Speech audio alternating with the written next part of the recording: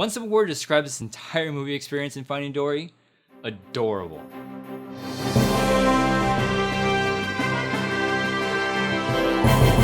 Finding Dory is a sequel to one of the most beloved Disney Pixar films where a very forgetful fish named Dory is beginning to have memories that she's once forgotten. So with the help of our friend Marlin and his son Nemo, they embark on an adventure to go help her find her parents. I was a little skeptical when this film was first announced. Sure, Dory was a fantastic supporting character in Finding Nemo, but I was curious to see whether she would be able to hold up her own movie and how the film itself would have played out. But actually, everything that I was worried about ends up working out very well. Ellen DeGeneres is one of the best parts about this film. She gives Dory so much personality and so much likability, and you can do nothing but feel for Dory's situation. Every so often, you'll find actors that become so synonymous with the animated characters that they're portraying. James Earl Jones with Mufasa from Lion King, Mark Hamill's Joker, Robin Williams the Genie from Aladdin, and I feel like Ellen DeGeneres is going to be like this for future generations with Dory. Another concern that I have with animated sequels is the possibility of repeating plots and jokes, but thankfully Finding Dory doesn't do this. It's able to introduce new themes and new characters, one of which being Hank the Octopus, played by Ed O'Neill. He was a great contrast to Dory, and he sort of paralleled the film's theme of embracing the spontaneity of life. You can see this parallel in the overall structure of the film as well. The story would go in one direction and then go in another because of Dory's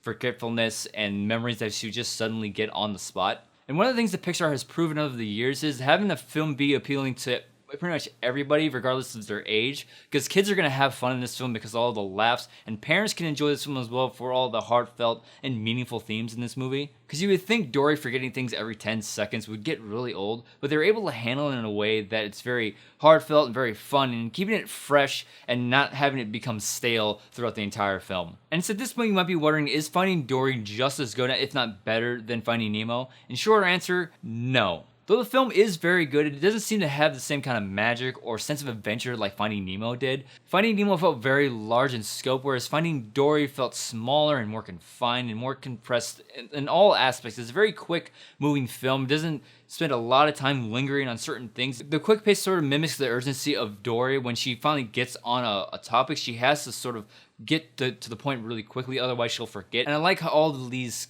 parallels that sort of lead back to what would Dory do, and that's one of the themes in this movie is what would Dory do, and I really like that aspect of the film. Another thing that I found that Finding Nemo did better is that in Finding Dory you have to suspend your disbelief a little bit more. And I know it's like talking fish, you really don't have to make it realistic, but I found like there's a lot of more moments in this film where you're gonna be like, really? Come on. But then you sort of tell yourself, wait, it's a Disney Pixar film, so I guess it's okay. But I found myself doing that less in Finding Nemo and finding myself doing it more in Finding Dory. But aside from that, this movie is absolutely fantastic. I do recommend you go see this film. It's not as good as Finding Nemo, but it's very good in its own right. So I'm giving Finding Dory a high five.